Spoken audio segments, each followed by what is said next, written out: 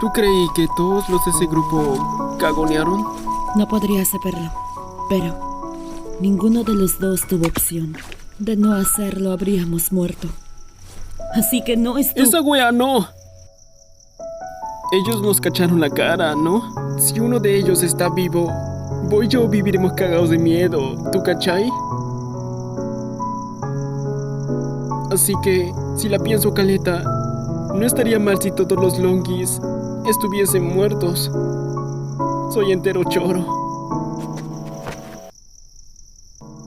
Lo siento. Fui yo quien te involucró en esto. No, hermano. Creo que esta wea está del corte.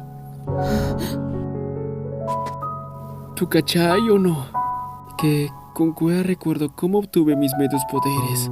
Aun si la Brittany fue la que me hizo tomar esa wea de paracetamol, fui yo quien realmente decidió convertirse en el medio guacho. Quiero agarrarme a guates y no puedo evitar que esta clase de sentimientos se haga cada vez más fuerte. ¿Quieres decir con Elena? No sé, weón.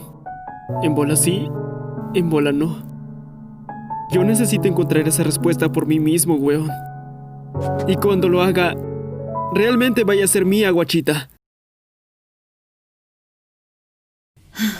Oye, Chichi, ¿quieres salir conmigo mañana? ¿Qué weá? Vamos, podemos ver la película que dijiste. ¡Ni cagando!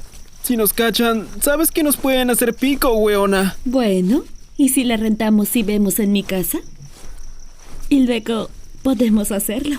¿Qué andáis diciendo? ¡No digáis weás! ¿Por qué no? Lo hiciste con Elena. ¡No me la colié! ¡Eso fue! ¡Ah! ¡Chucha! En una de esas, era su forma de demostrar que le importaba.